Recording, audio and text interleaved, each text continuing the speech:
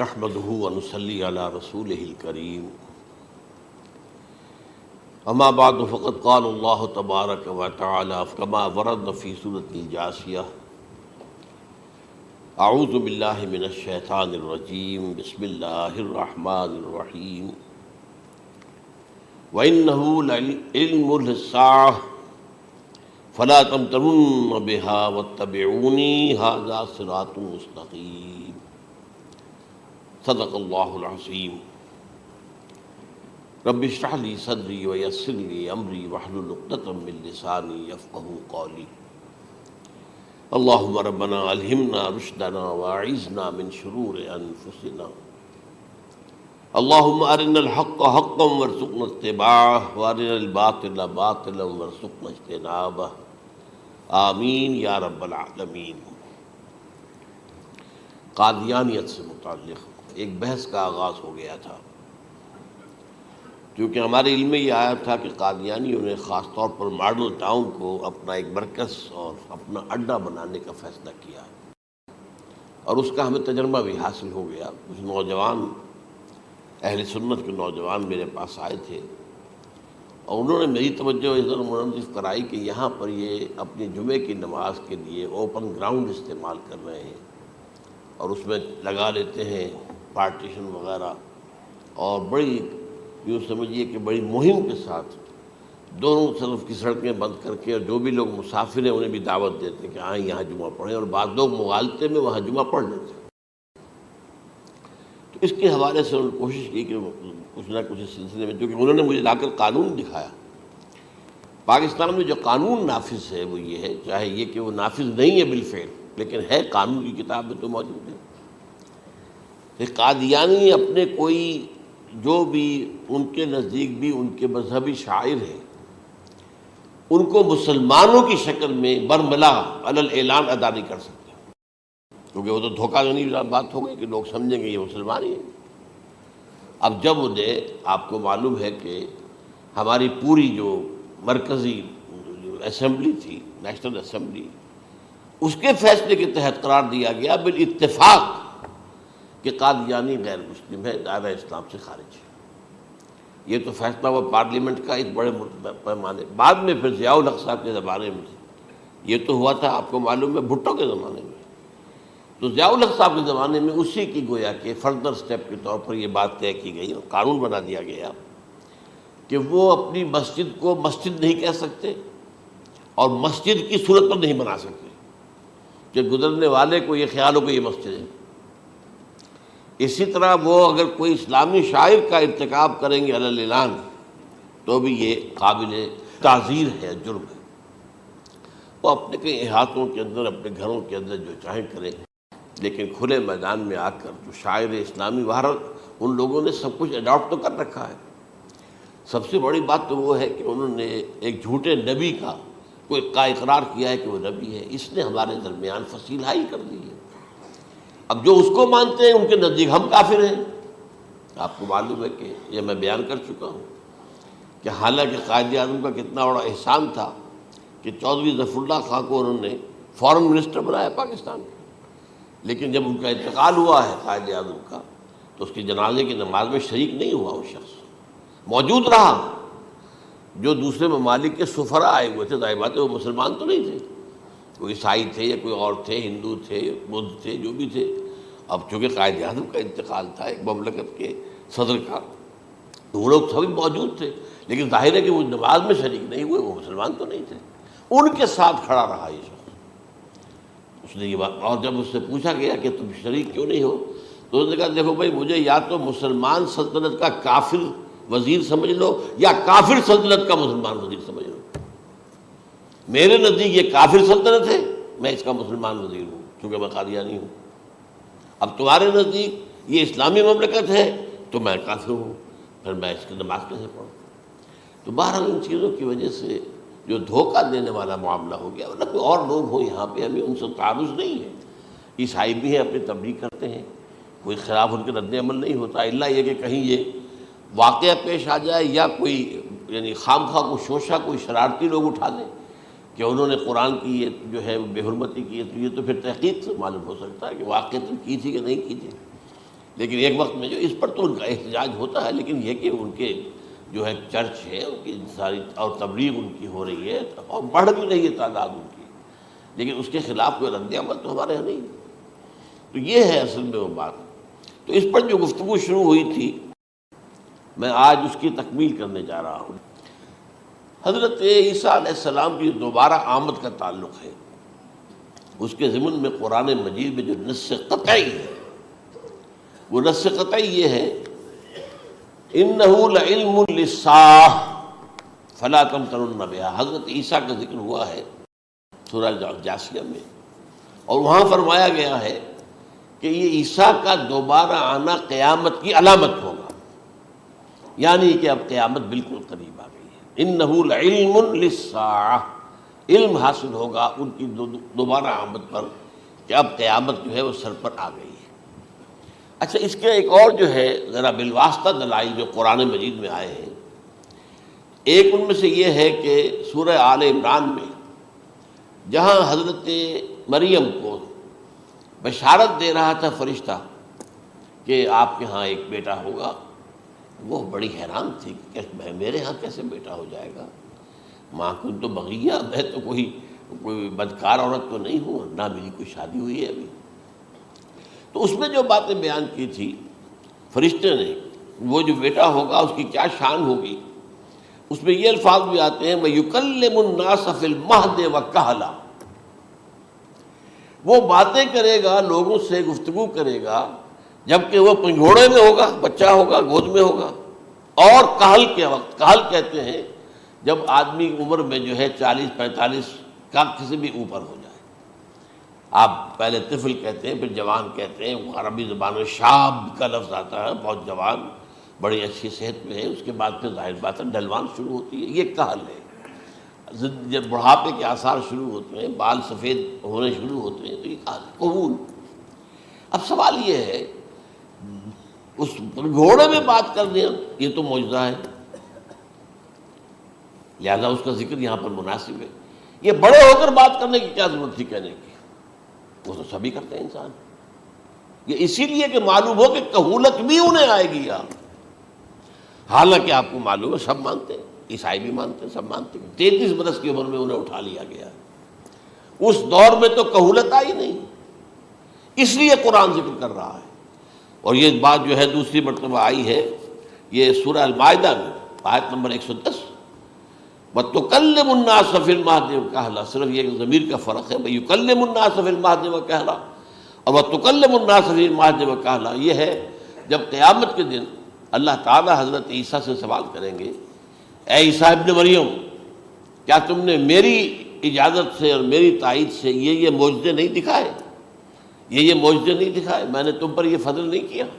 اور یہ گویا کہ بالواسطہ عیسیٰ کے ماننے والوں سے خطاب ہے کہ اللہ تعالیٰ کے کتنے بڑے بڑے احسان ہوئے، اور اسی میں تم بات کرتے تھے لوگوں سے پنگھوڑے کے اندر بھی اور کہولت کی عمر میں بھی، تو یہ کہولت کی عمر کب آئی؟ حضرت عیسیٰ علیہ السلام، تو اس کے بغیر تو ممکن ہی نہیں ہے کہ وہ دوبارہ دنیا میں آئیں، پھر ان کے اوپر وہ عمر آئے اور اس عمر کے اندر بھی وہ بات کریں گے۔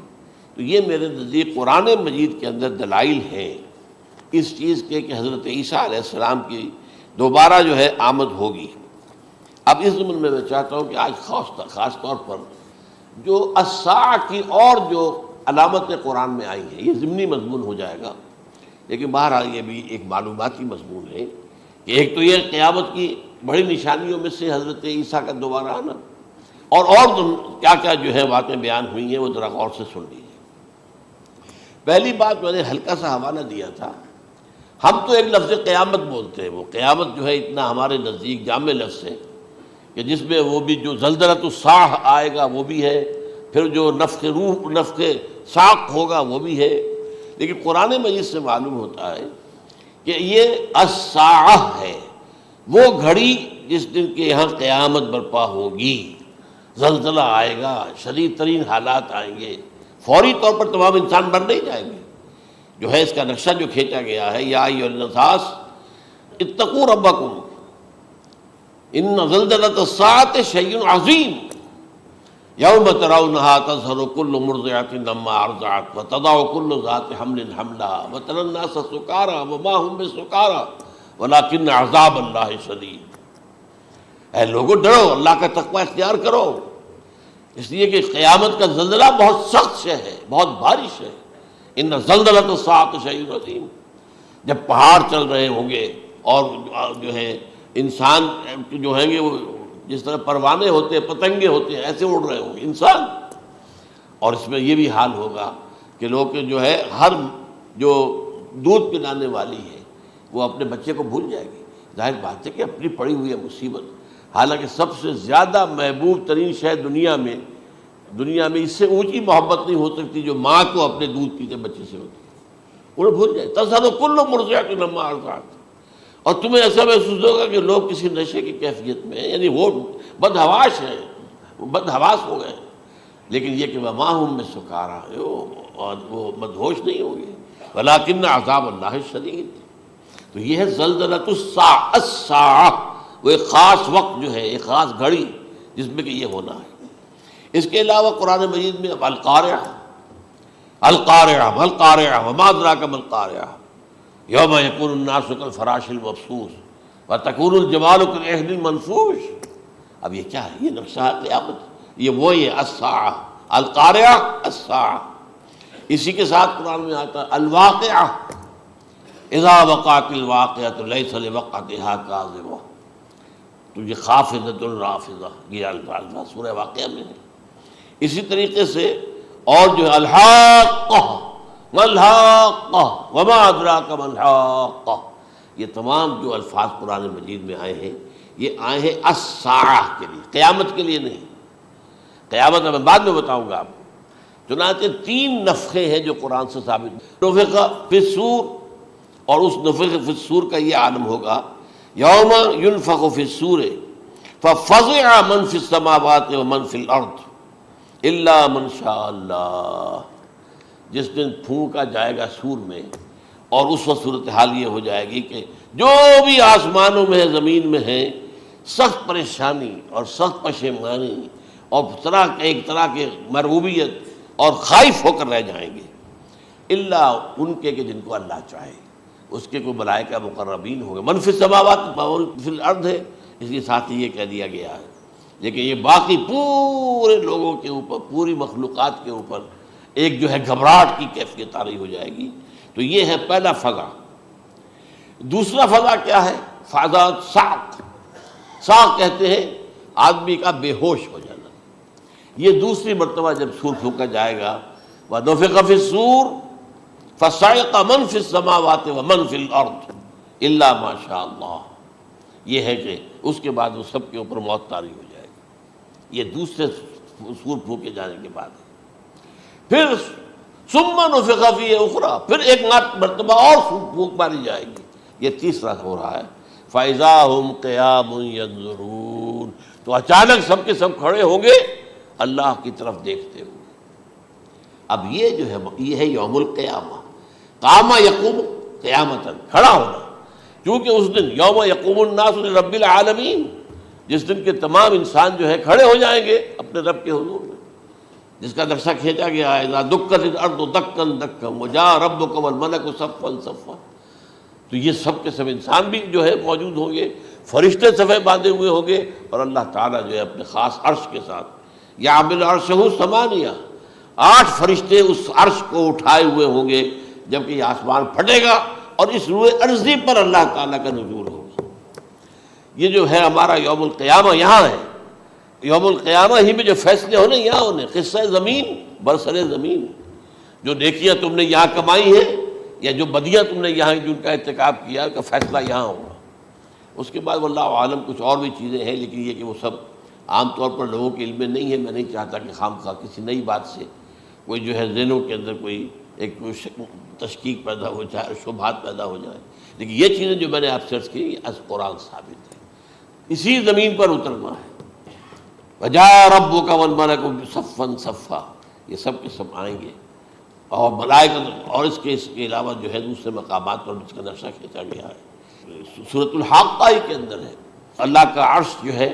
8 فرشتے اٹھائے ہوئے نیچے اتریں گے۔ تو یہ تمام چیزیں قرآن مجید میں مذکور ہیں، اور یوم القیامہ یہی ہوگا، لیکن وہ ہے یوم القیامہ، ہم قیامت کہتے ہیں اس کو، جس کو قرآن کہتا ہے الساعہ، الزلزلہ، الحاقہ، القارعہ،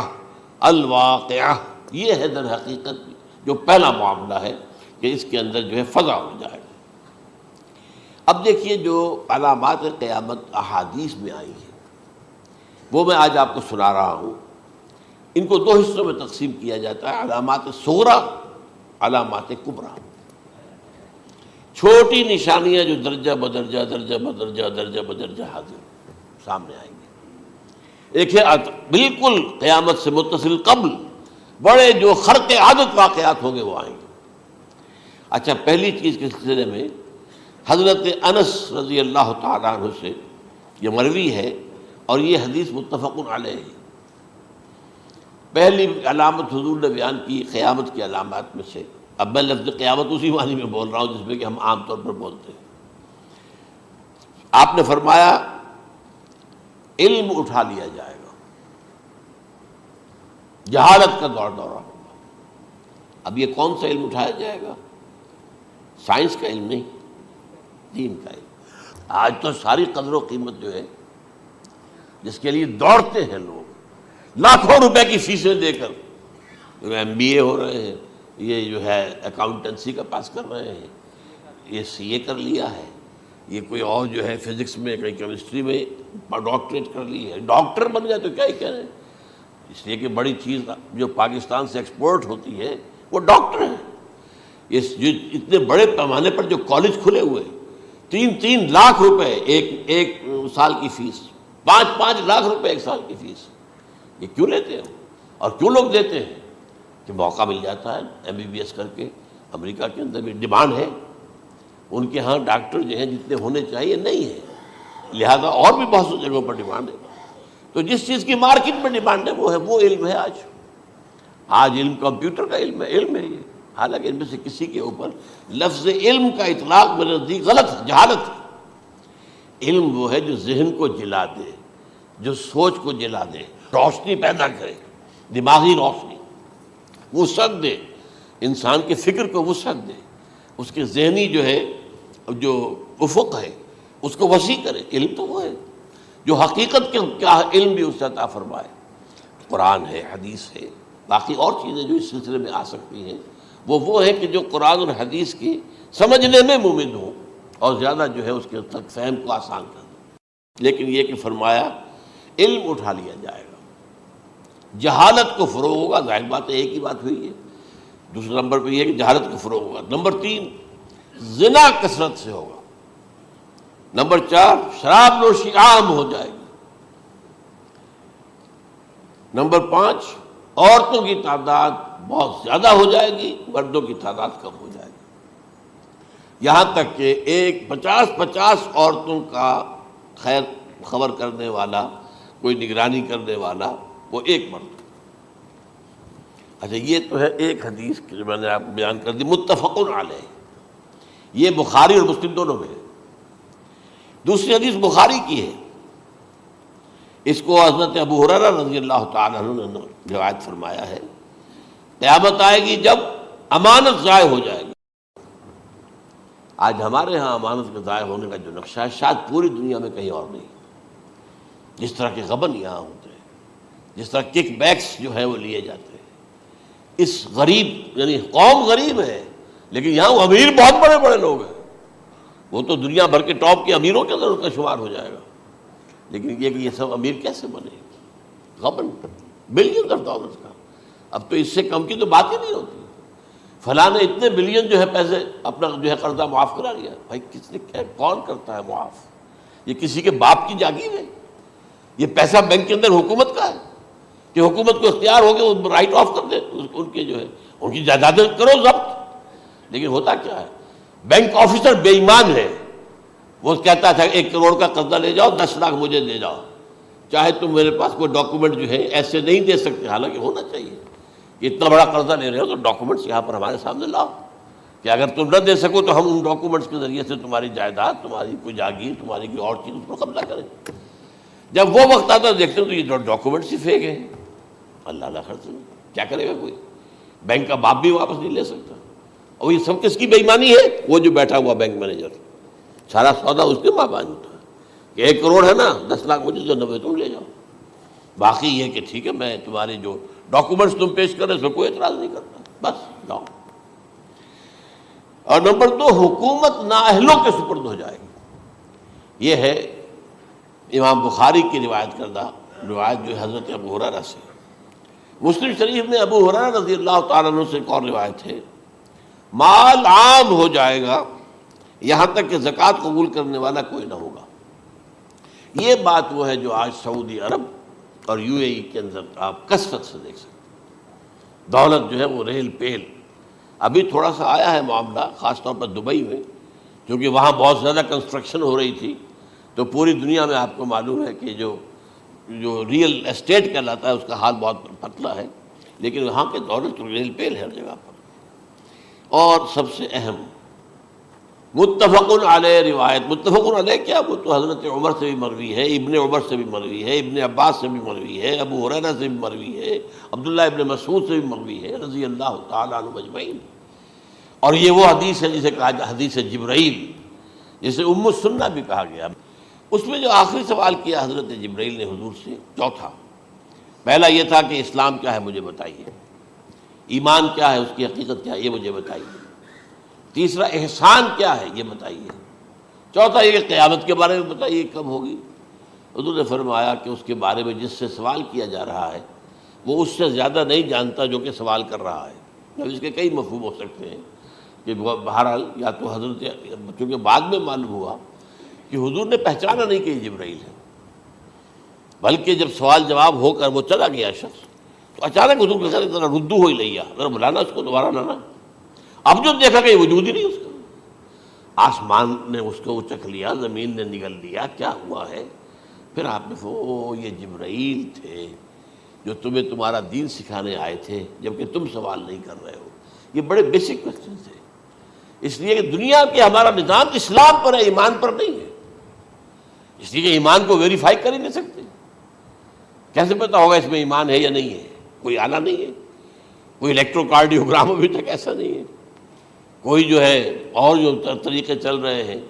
وہ تو ان کے ذریعے سے یہ تو نہیں معلوم ہو سکتا ایمان ہے کہ نہیں۔ لہذا یہاں کا سارا نظام اسلام پر ہے، شہادت اللہ الہ الا اللہ وان محمد رسول اللہ، پھر ایک نظام بنا دیا، وہ اقام الصلاۃ و ایتاء الزکوٰۃ و صوم رمضان و حج البیت۔ اس میں بھی یہ ہے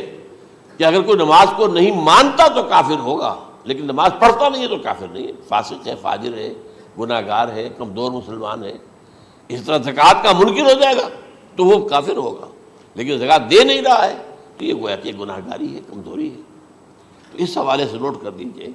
کہ یہاں کا دنیا کا سارا اسلامی نظام اور سارا کانسٹیٹیوشنل اور لیگل سسٹم جو ہے اسلام کا وہ اقرار باللسان پر ہے، ایمان ہے وہ کہ جس کی بنیاد پر وہاں فیصلے ہوں گے۔ یہاں کوئی شخص مسلمانوں کا بڑا لیڈر ہے، بڑا علامہ ہے، بڑی اس کی قدر و منزلت ہے، اس کے ہاتھ چومے جا رہے ہیں، پاؤں چومے جا رہے ہیں، ہو سکتا ہے وہاں کہا جائے دفع ہو جاؤ، تمہارے دل میں ایمان نہیں تھا، تم نے یہ سب کچھ کیا تھا اس لیے کہ کہا جائے کہ بڑے عالم ہو، اور یہ کہا جا چکا فقط قیلا، اب یہاں کچھ نہیں ہے تمہارے پاس۔ پھر فرشتوں کو حکم ہوگا کہ اس کو گھسیٹتے ہوئے جہنم میں ڈال دیں۔ 3 باتیں بیان کی آپ نے، یہی حشر اس کا ہوگا مالدار کا، اللہ پوچھے گا میں نے تمہیں بہت مال دیا تم نے کیا کیا؟ وہ کچھ گنوانا شروع کرے گا، اللہ فرمائے گا جھوٹ بول رہا، قذبتا،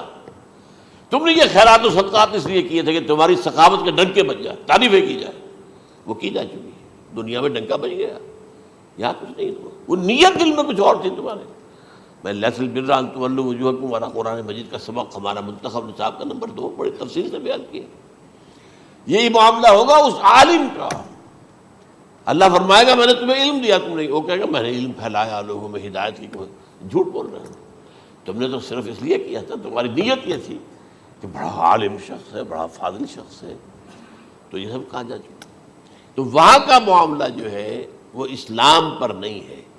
یا آپ دکھائیں گے دیکھیے میرا آئیڈینٹی کارڈ، اس پہ اسلام میرا مذہب لکھا ہوا ہے، یا یہ میرا پاسپورٹ ہے، آئیڈینٹیفیکیشن کے لیے دنیا میں عام طور پر یہ چیزیں ہوتی ہیں، کوئی تعلق نہیں۔ آخرت کا معاملہ کسی اور شے پر ہے، وہ تو ایمان دل میں ہے، اور تمہارے تمام جو حرکات ہیں، اعمال ہیں، ان سب کے اندر جب تک کہ اصل جو قوت متحرکہ ہے وہ اللہ کی محبت نہ بن جائے، اخلاص للہ، بحب اللہ للہ، اور یہ کہ یہ تمام چیزیں جیسا کہ فرمایا، ایک حدیث بڑی پیاری ہے، ایمان کی تکمیل کی علامت کیا ہے؟ فرمایا من احب للہ وابغض للہ ومنع للہ واعطى للہ فقد استکمل الایمان، جس شخص کے نے محبت جس سے بھی کی اللہ کے لیے کی، اپنے مفادات کے لیے نہیں، رشتہ داری کی بنیاد پر نہیں، محبت اوپر ہو جائے، رشتہ دار کا حق ہے دو، بیوی کے حقوق ہیں دو، لیکن محبت یہ اللہ کے لیے ہو کہ فلاں شخص سے مجھے محبت اللہ کے لیے، اور اگر نفرت رکھی تو اللہ کی وجہ سے رکھی، اس لیے رکھی کہ وہ اللہ کے دین سے دور ہے، وہ اللہ کے راستے پر نہیں آ رہا ہے، وہ فسق و فجور کی جو ہے زندگی کو آ رہا ہے۔ اس میں بھی یہ ہے کہ یہ نہیں ہے تعلق قطع کر لو، تعلق قطع کرو گے تو تبلیغ اور اصلاح کا موقع کہاں رہے گا، لیکن دلی محبت نہیں ہوگی اس میں۔ تو اگر محبت ہے تو اللہ کے لیے، اور نفرت ہے تو اللہ کے لیے، اور کسی کو کچھ دیا ہے تو اس لیے کہ اللہ کا حکم ہے کہ دوں، اور کسی سے کچھ روکا ہے تو اس لیے کہ اللہ کا حکم ہے کہ روکوں، اس کو نہیں دینا ہے۔ فقد استکمل الایمان، تو اس شخص نے ایمان کی تکمیل کر لی۔ یہ ہے اصل جو ڈیسائیڈنگ فیکٹر ہے، وہ یہ ہے۔ اور اس ایمان کی پہلی علامت کیا ہے؟ کیسے معلوم ہو میرے اندر ایمان ہے؟ پہلی علامت سب سے کم تر درجے کا ایمان، اس میں فرمایا گیا اذا اساءت کا سیئۃ وحسنت کا حسنۃ فانت مومن، اگر کوئی اچھا کام کر کے خوشی ہو اور کوئی برا کام ہو جائے تو ملامت ہو، یہ کیا کر بیٹھا، یہ میں نے کیا کیا ہے، یہ مجھے نہیں کرنا چاہیے تھا، یہ اگر احساس ہے نیکی اور بدی کا تو تمہارے اندر ایمان ہے۔ یہ ایمان ہے ادنا درجے کا، اور وہ ایمان من احب للہ ہے وابغض للہ ہے واعطى للہ ہے ومنع للہ فقد استکمل الایمان۔ اچھا، یہ جو متفق علیہ حدیث ہے جو حضرت جبرائیل کی ہے، اس میں پھر انہوں نے کہا کہ اچھا اگر آپ مجھے یہ کب ہوگی قیامت نہیں بتا سکتے تو اس کی کچھ علامتیں بتائیے۔ یہ بڑی عظیم کیونکہ یہ تو تمام احادیث کے اندر میں نے عرض کیا نا کہ سب سے زیادہ صحابہ سے منقول ہے، اور آپ نے فرمایا کہ جب لونڈی اپنی مالکہ کو جنے گی اور تم دیکھو گے کہ ننگے بدن ننگے پیر بھوکے ننگے بھیڑوں اور بکریوں کو چرانے والے اونچی سے اونچی عمارتیں بنانے میں ایک دوسرے کا مقابلہ کریں گے۔ اذا تلد الامۃ ربتها، کیا بات ہے، یہ خاص الفاظ کیوں کہے گئے؟ اولاد والدین کے سامنے دب کر رہتی تھی، کبھی سینہ تان کر بات نہیں کرتے تھے، ٹھیک ہے کوئی بات آپ مان نہیں سکتے، ابا جان یہ بات تو میں نہیں کر سکتا، یا فرض کیجئے کہ وہ آپ کو کسی نیکی سے روک رہے ہیں، کسی دینی کام سے روک رہے ہیں، ابا جان یہ تو میں نہیں کروں گا، یہ تو دین کا فرض ہے، یہ کہیں آپ، اور ڈٹ کر کہیں اور جمیں اس پر، لیکن یہ کہ کوئی سرکشی کا انداز نہ ہو، ایسا نہ ہو کہ اپنے جناب سیدھے کو تان کر کے کھڑے ہو جائے، میں نہیں کروں گا، یہ نہیں، یہ غلط ہو جائے۔ اچھا، اولاد میں بیٹی جو ہوتی تھی وہ زیادہ سبارڈینیٹ، سبمسیو، بات ماننے والی، کہیں بھی سر اونچا نہ کرنے والی، اور آخری دور میں کیا ہوگا، بیٹیوں سے مائیں ڈریں گی، انہیں ٹوک نہیں سکتی کسی بات پر، پتہ نہیں کیا بک دے، کیا بکواس کر دے۔ یہ تو ہمارے ہاں ہو گیا ہے، باہر کیا ہے وہ تو آپ یہ بھی نہیں پوچھ سکتے۔ آپ کی 13 برس کی لڑکی آئی ہے رات کو 1 بجے، نہیں پوچھ سکتے کہاں رہی ہو، یہ رات کہاں گزاری، پوچھ ہی نہیں سکتے۔ یہ پوچھنا بھی جرم ہے۔ اپنے چھوٹے بچے کو آپ نے ایک تھپڑ مار دیا، تہذیب ہے، سکھانا ہے، غلط کام کیا ہے، اس کی سرزنش ہو رہی ہے، فوراً وہ اگر ایک فون کر دے گا پولیس آئے گی، بچے کو لے جائے گی، اسے لا کر کہیں اور جو ہے ڈپازٹ کرے گی، اور آپ پر مقدمہ چلے گا، آپ کو اس کی سزا بھگتنی ہوگی۔ ظاہر بات ہے کہ پھر وہاں سرکشی کا کیا عالم ہوگا، پھر اولاد کہاں سر جھکائے گی، کس درجے میں جھکائے گی، اس کی تربیت عثمانی میں ہوئی نہیں۔ تو ان تلد الامۃ ربتها، گویا کہ ماں بیٹی کے نزدیک ماں جو ہے وہ ایسی ہو جائے گی جیسے لونڈی، گویا کہ لونڈی نے ایک اپنی مالکہ کو جنم دیا ہے، بیٹی مالکہ بن جائے گی اور ماں جو ہے لونڈی بن جائے گی، اور دولت کی ریل پیل کا ابھرتا دکان، یہ جو بھوکے ننگے اور مفلس، کیا حال تھا 100 برس پہلے، انہیں کھانے کو کچھ نہیں ملتا تھا۔ یہ مشرقی ساحل پر تھے، یہ سوائے یہ کہ مچھلیاں پکڑ لی، اللہ خیر اللہ وہ کھا لی، یا کہیں ان کو بیچ دیا، کوئی منڈی لگ گئی، منڈی لگ جاتی تھی وہاں، اور کیا تھا۔ اور مغربی ساحل پہ کیا ہوتا تھا، ساری ان کی معیشت حج کے گرد گھومتی تھی، حاجی آئے ہیں، خریداریاں کر رہے ہیں، اور آپ کو معلوم ہے پوری دنیا سے مال پہلے بھی پہنچتا تھا وہاں، آپ کو جو ہے ہر ملک کے ہر کونے کا پھل وہاں مل جائے گا آج بھی۔ اور وہاں پر یہ ہے کہ سب سے بڑی بدوؤں کے لیے سب سے بڑی بات کیا تھی، قربانی کا گوشت، اسے وہ سکھاتے تھے، سخت چمڑے کر کے کھاتے تھے، یہ ان کا حل تھا۔ آج جا کر دیکھیے نئے شہر بن رہے ہیں، امریکنز کو کانٹریکٹ دیے جا رہے ہیں، بالکل ماڈرن شہر بنا دو، ایک ایبسلیوٹلی ماڈرن شہر جو ہے، وہ جو مشرقی ساحل کے اوپر جو پہلے سے آرام کو سٹی ہے، امریکن سٹی ہو، اس کے اندر کوئی سعودی بھی داخل نہیں ہو سکتا سوائے جس کے پاس اس سٹی کی طرف سے لائسنس نہ ہو، اور اس کی چار دیواری کے اندر، چار دیواری کیا فصیل کے اندر کہی ہے، جو چاہو کرو، کوئی تم پر پابندی نہیں، ننگے نہاؤ، تالاب ہے نہا رہے، ننگی عورتیں ننگی مردیں نہا رہے، کوئی پوچھنے والا نہیں۔ اب اسی قسم کا ایک سٹی آباد ہونا جا رہا ہے مغربی ساحل پر، جدہ اور ینبوع کے درمیان، اور اس میں اصل میں جتنی بھی دولت ہے جو پیٹرول کی ہے، وہ وہیں پر رکھ لی جاتی ہے امریکہ کے اندر، تاکہ امریکہ جو ہے ایسے ایسے پروجیکٹ بنا کر جب تمہیں دے گا تو اس میں سے پیسے دے گا، وہ نہیں ملتی ان کو واپس۔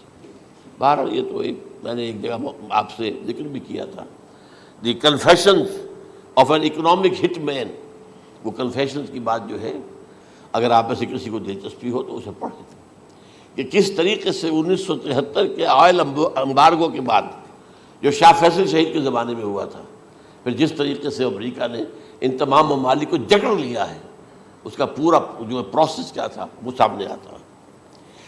بہرحال اس کے بعد آتا ہے علامات کبریٰ کا ذکر، بڑی علامتیں جو کہ بالکل خرق عادت کے انداز میں ہوگی، جن کا معاملہ جو ہے وہ آپ کے ناپ تول میں نہیں آ سکتا، آپ کی کیمسٹری فزکس ان کا جو ہے وہ نہیں کر سکتی، ادراک ہوگا یہ قیامت کی۔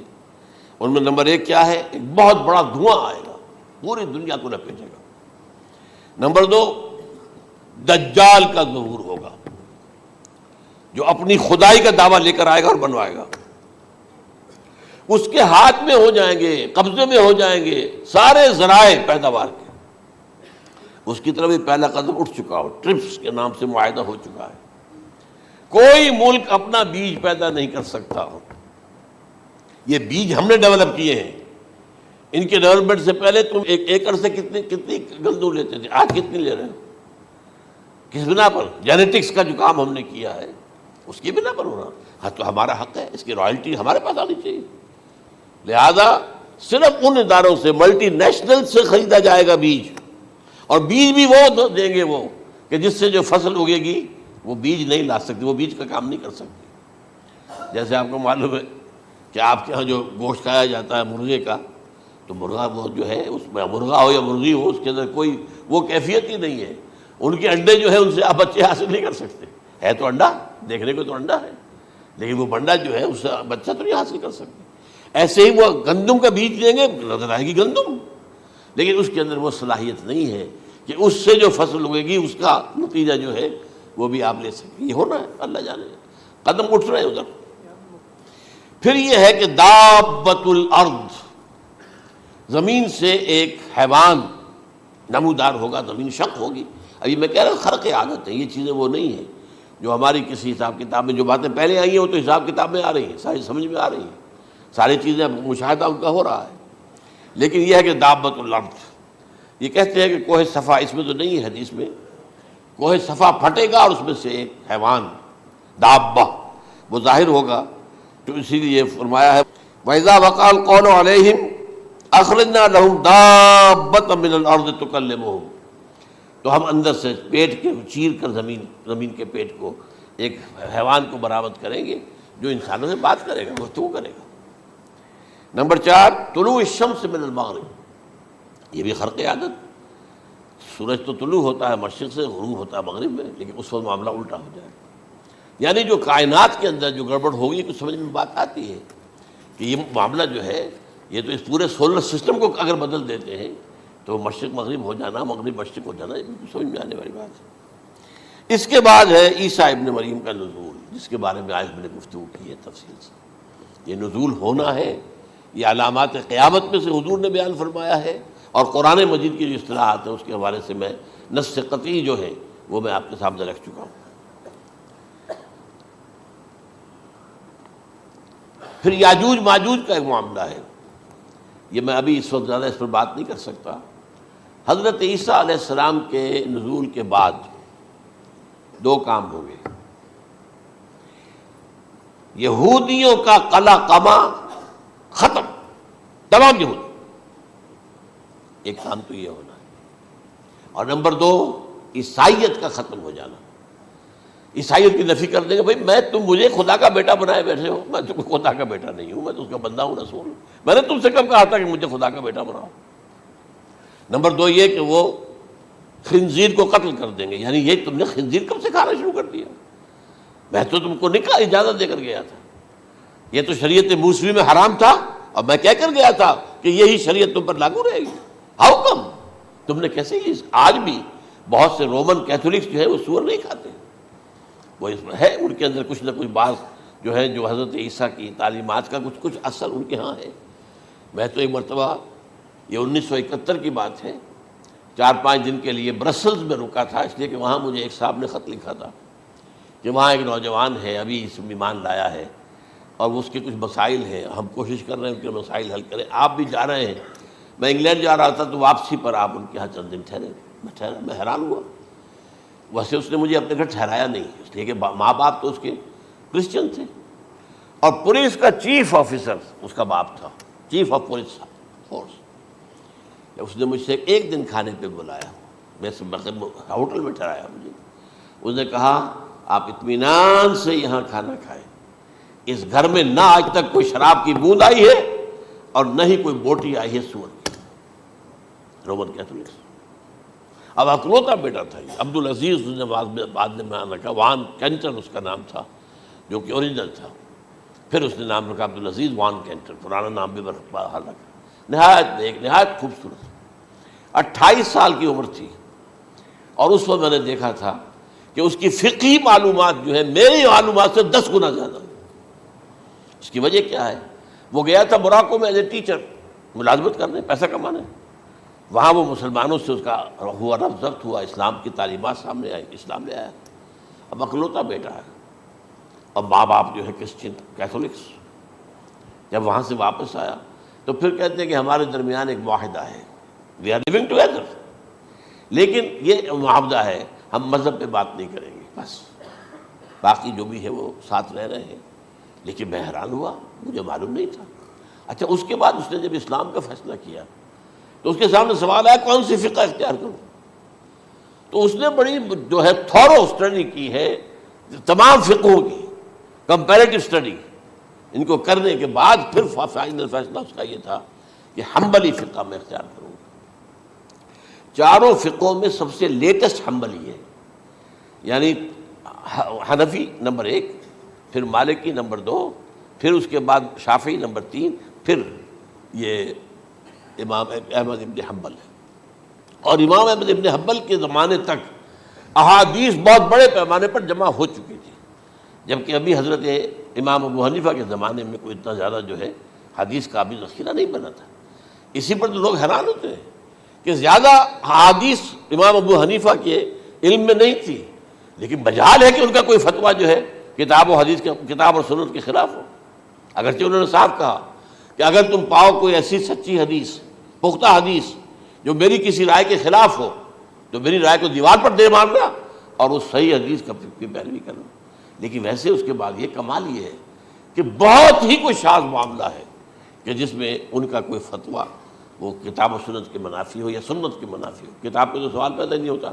کتاب تو ساری ان کے سامنے موجود تھی۔ اس کے بعد یہ ہے کہ یاجوج ماجوج، اصل میں بتا رہا تھا آپ کو کہ جب عیسائیت بھی ختم ہو گئی، یہود ویسے ختم ہو گئے، استیصال ہو گیا، جڑ کٹ گئی، اب عیسائیت گویا کہ اسلام میں ضم ہو گئی، عیسائیت مذہب ختم، یہودی خود ختم، اب یہ طاقت کتنی ہو جائے گی؟ تقریباً 2/3 دنیا آ گئی، تمام اب عیسائی 2 ارب کے قریب ہیں، 1 ارب 90 کروڑ ہوں گے، یا مسلمان بھی 1 کروڑ 50-60 لاکھ ہیں، دونوں کو جوڑ لیجیے کتنے ہو گئے؟ 6 ارب کل آبادی ہے۔ لیکن اس کے بعد آتا ہے یاجوج ماجوج کا خروج۔ یہ یاجوج ماجوج میرے نزدیک چائنا اور رشیا ہے، ان کی مجموعی طاقت اتنی ہوگی، اور یہ اس طرح آئیں گے ہر اونچائی پر سے اترتے ہوئے، پھسلتے ہوئے، جیسے 1962 میں جب وار ہوئی تھی بٹوین چائنا اینڈ انڈیا 1962 میں، تو وہ اس وقت کا نقشہ جو آج بھی اخبارات میں پڑھتا تھا تو یہاں waves after waves of Chinese soldiers were coming down the slopes of Himalayas۔ یہ تو وہ ہے نا جن کی تعداد کا کوئی حساب نہیں ہے، اور رشیا اور یہ مل کر جو ہے، میرا اندازہ یہ ہے کہ جب پہلے ملحمۃ العظمیٰ ہوگی وہ عیسائیوں اور مسلمانوں کے درمیان، اس وقت یہ دونوں پاورز نیوٹرل رہے گی، لیکن غالباً یہ بات طے کر لیں گی کہ ویپنز آف ورلڈ جو ہے ماس ڈسٹرکشن، یہ استعمال مت کرنا، اگر یہ ویپنز آف ماس ڈسٹرکشن استعمال کرو گے تو ہم میدان میں آ جائیں گے۔ اس میں وہ جنگ جب ہو چکے گی، پھر حضرت عیسیٰ کو فتح حاصل ہو جائے گی، اور پھر یہ کہ یہودیت ختم ہو جائے گی، عیسائیت بطور مذہب ختم ہو کر اسلام میں ضم ہو جائے گا، پھر وہ 40 برس کا عہد حکومت ہے حضرت عیسیٰ علیہ السلام۔ لیکن جب یہ فتح ہو جائے گی ان پر، اب یاجوج ماجوج آئیں گے، اور اتنی تعداد میں آئیں گے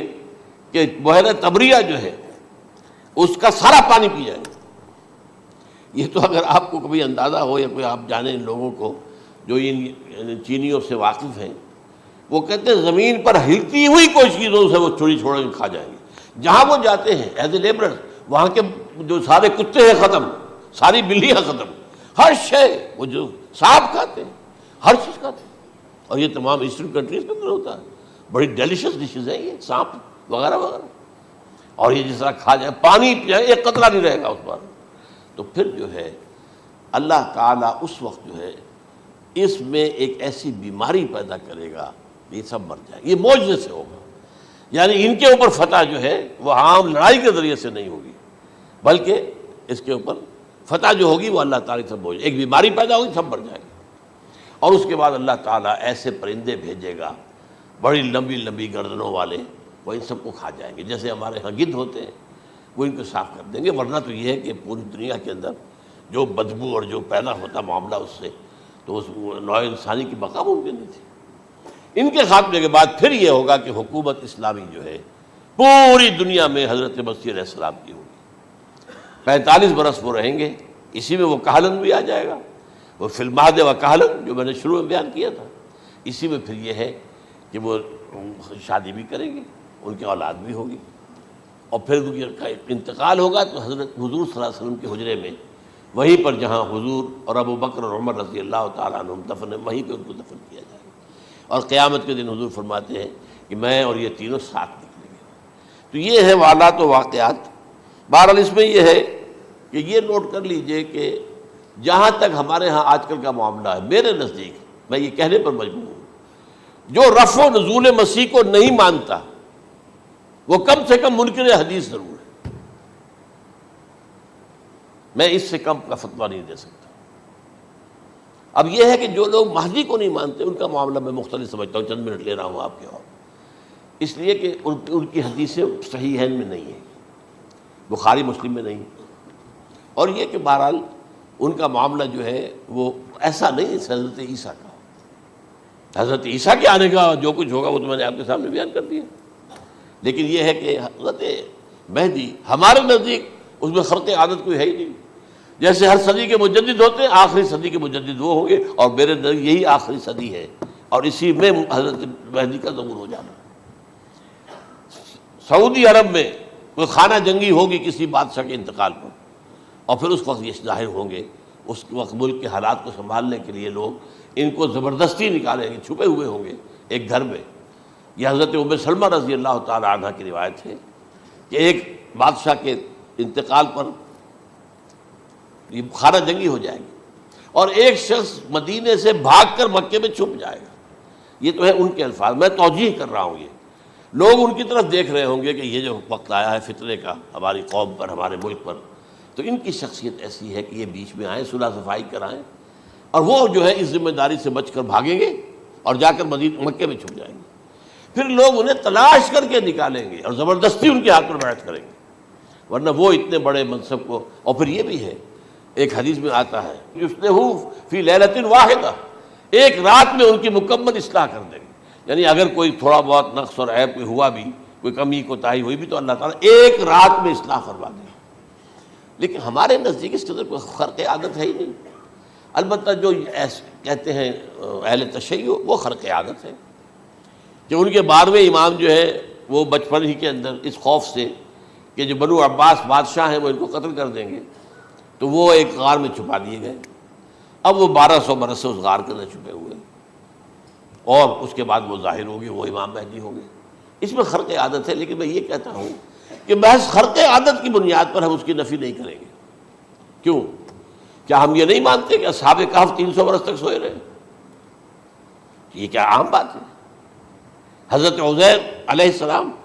اللہ نے انہیں موت دی، موت، اور 100 برس کے بعد زندہ کر کے اٹھا لیا. تو خرق عادت حضرت عیسیٰ کو ہم اتنا بڑا خرق عادت مانتے ہیں